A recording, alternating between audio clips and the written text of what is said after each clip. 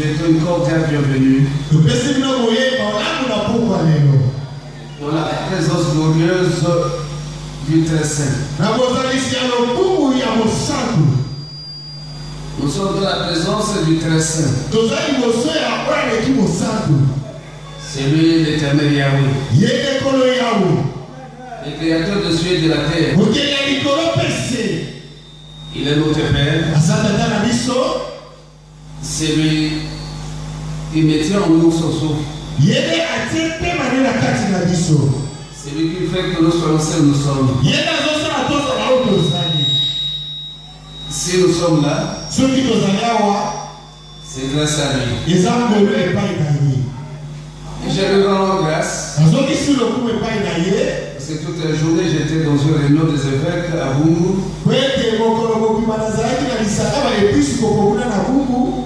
Venons de terminer, il n'y a pas très longtemps que je suis arrivé à la maison. Et je devais vite descendre ici pour prendre la parole du haut de cette chair. Tout cela, ce n'est que le don gratuit que nous avons reçu de notre Dieu. Vous voir est une grâce pour moi. Si vous êtes des dons de Dieu, vous êtes tellement important. Je dois vous honorer et vous considérer. Ma présence du haut de cette chaîne, ce n'est que pour parler uniquement de Dieu. C'est la parole qui va être enseignée et prêchée.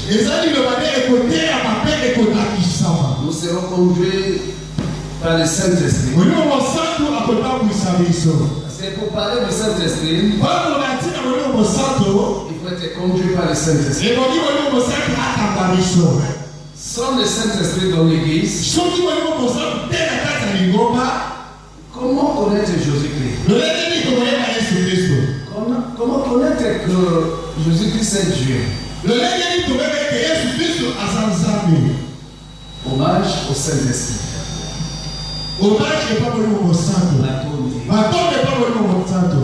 Seigneur, me voici dans ta présence ce soir. Tu m'as recommandé de venir parler de ta part à ton peuple.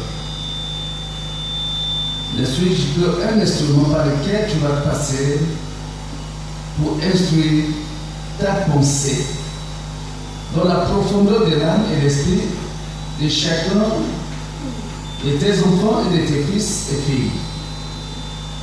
Que l'honneur te revienne, que cette soirée qui ouvre ou qui inaugure cette semaine du séminaire soit bénie.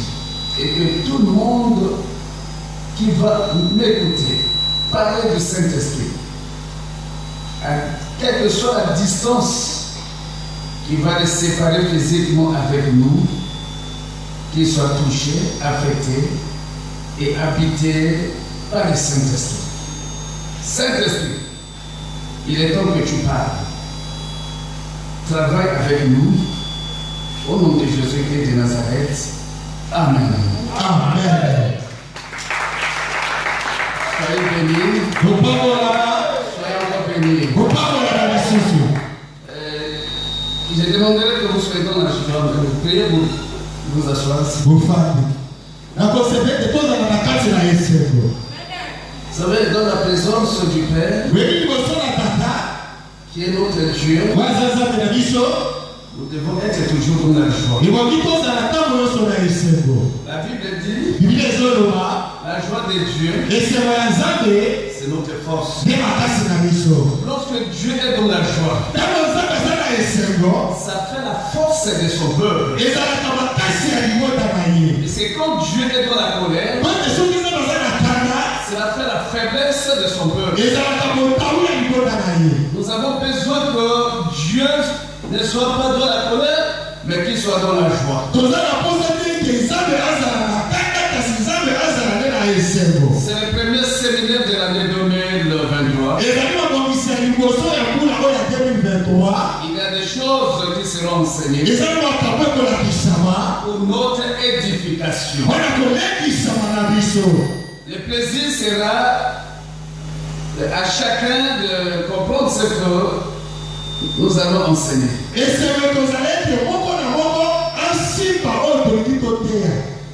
Voilà, je vais vous donner l'esprit qui va nous conduire le long de ce séminaire. Nous sommes dans l'évangile de Matthieu chapitre 11. Du 2e au 6e verset. Je reprends Matthieu chapitre 11, verset 2 à 6.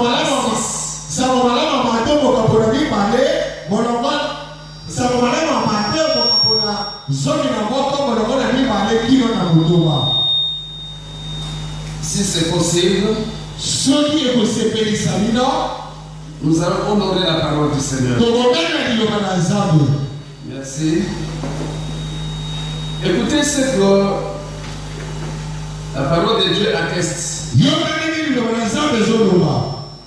Dans Matthieu chapitre 11, verset 2 à 6, il est dit: Jean, ayant entendu parler dans sa prison des œuvres du Christ, lui fit dire par ses disciples: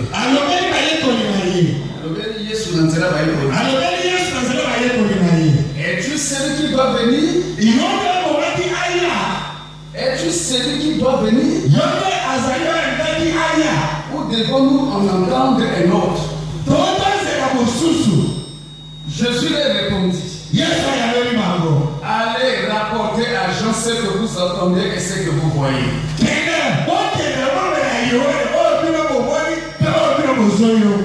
Les aveugles voient, les boiteux marchent, et les lépreux sont purifiés, les sourds entendent, les morts ressuscitent, et la bonne nouvelle est annoncée aux pauvres. Heureux celui pour qui je ne serai pas une occasion de chute. Voilà Dieu. J'aimerais reprendre cette lecture pour que chacun comprenne la dimension de l'esprit de Jésus-Christ qui va travailler avec nous le long de cette semaine.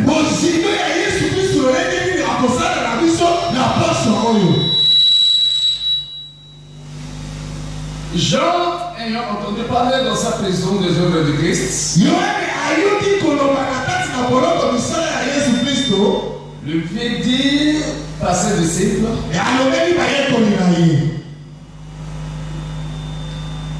Jean alobeli Yesu na nzela baye kolina.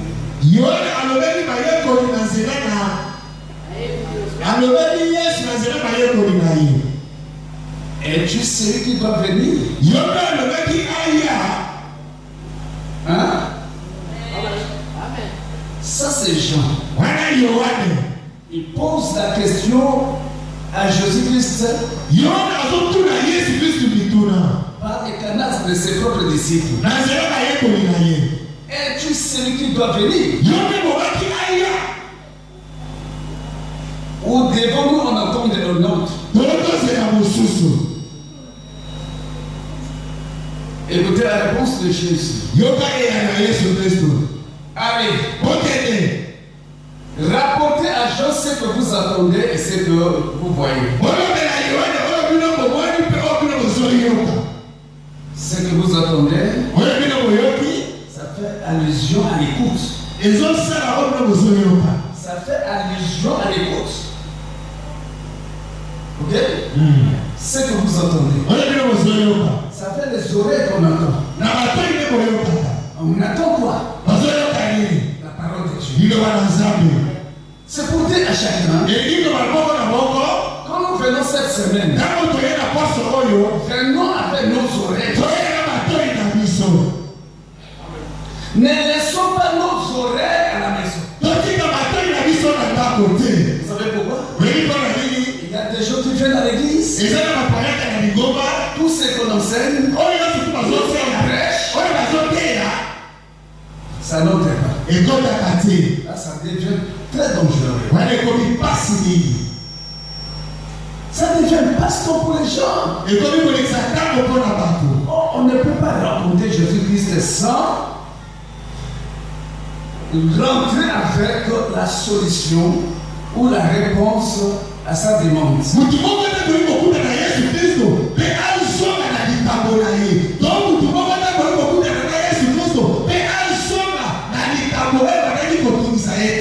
Allez rapporter à Jean ce que vous attendez et de deux ce que vous voyez.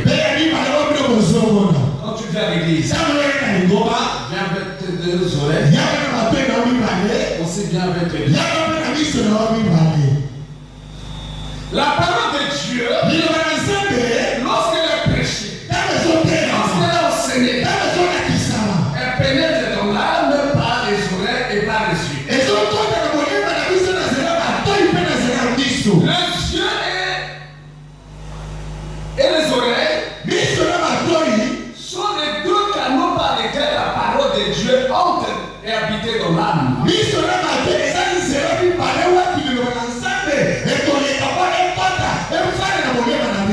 Bien aimé, tu sortiras d'ici malheureux, malheureuse, si tu ne te serviras pas de tes deux oreilles pour entendre, si tu ne te serviras pas aussi de tes yeux pour voir.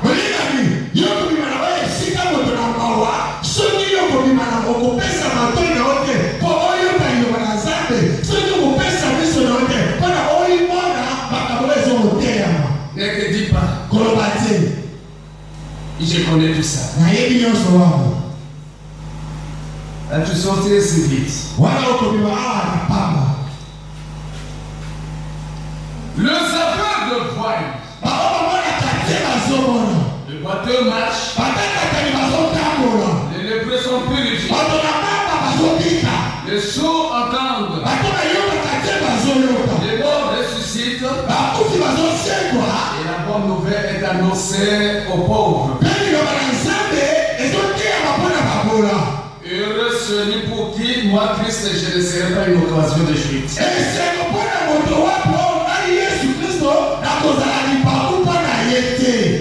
Heureux celui pour qui je ne serai pas une occasion de chute. Vous n'allez pas voir Jésus-Christ cette semaine. Mais vous verrez Jésus-Christ à travers son serviteur. Si tu ne comprends pas cela, tu viendras avec ton assiette vide et tu rentreras avec ton assiette vide. Vous savez, je suis en regret que j'ai été à tuer.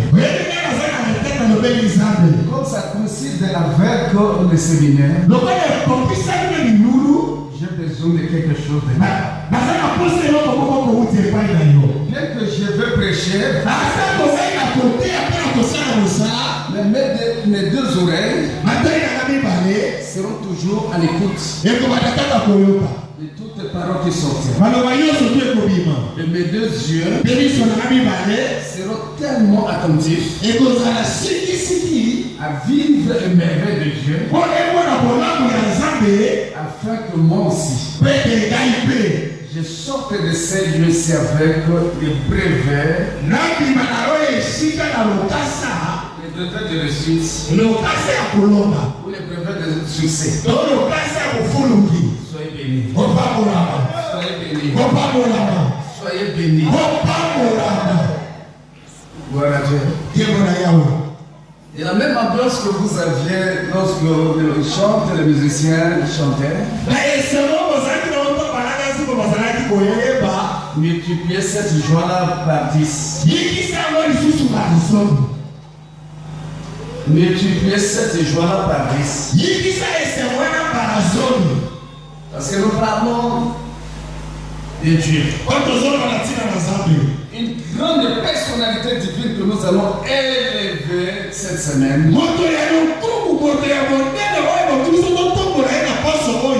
Son nom, c'est le Saint-Esprit. C'est la honte de personnalité que nous allons élever. Nous allons parler de lui. Nous allons rendre témoignage de sa divinité. Parce que sans le Saint-Esprit, personne ne peut connaître en réalité Jésus-Christ. Le Saint-Esprit n'a jamais parlé de lui-même. Il a toujours parlé du Seigneur Jésus-Christ. Vous savez, dans la nomenclature de Dieu, il y a Dieu le Père, Dieu le Fils et Dieu le Saint-Esprit. Et laissez-moi vous dire, il n'y a pas trois dieux. Qu'il soit Père, qu'il soit Fils, qu'il soit Saint-Esprit, c'est le même Dieu. Mais dans des différents attributs. Ça dépend de la période dans laquelle il veut opérer. Parce que dans la nomenclature divine, il y a trois temps forts où Dieu agit sur la terre.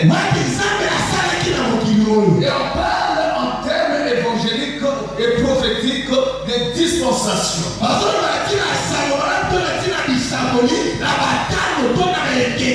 Dispensation veut dire le temps de délivrance de Dieu.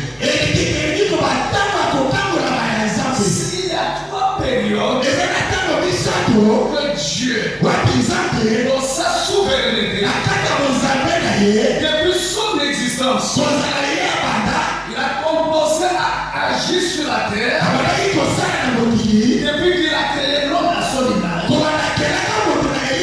Depuis qu'il a fait de l'homme une ressemblance à lui,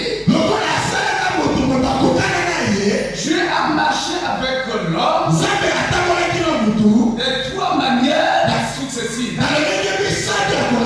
La première dispensation, c'est la période où Dieu s'est manifesté vis-à-vis de l'homme comme Dieu le Père.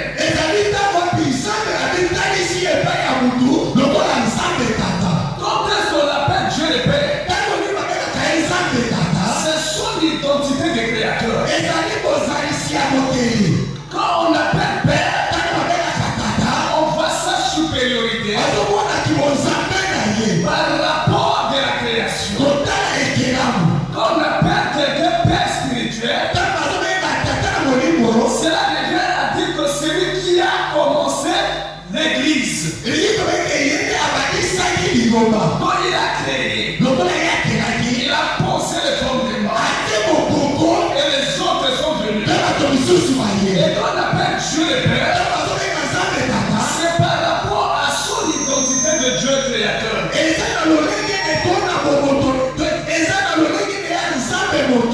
Est-ce que je me fais comprendre? Merci. S'il y a même deux ou trois personnes qui comprennent, ça fait plaisir au ciel. Et Dieu a commencé à marcher avec l'homme comme étant son père. Et vous savez, le père ne tolère pas les erreurs. Un père ne tolère pas les erreurs. C'est pourquoi vous constaterez que la plupart des pères des enfants, ils ne supportent pas du tout les caprices des petits enfants. Ce sont les mamans qui supportent quand même les caprices des enfants. Est-ce que j'ai dit vrai? Amen. Est-ce que quelqu'un est en train de me détruire? Amen. J'avais dit, utilise tes deux.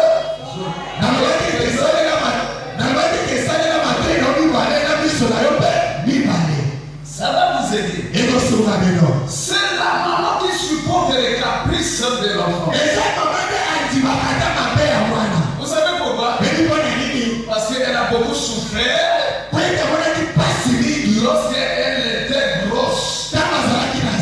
Et quand elle a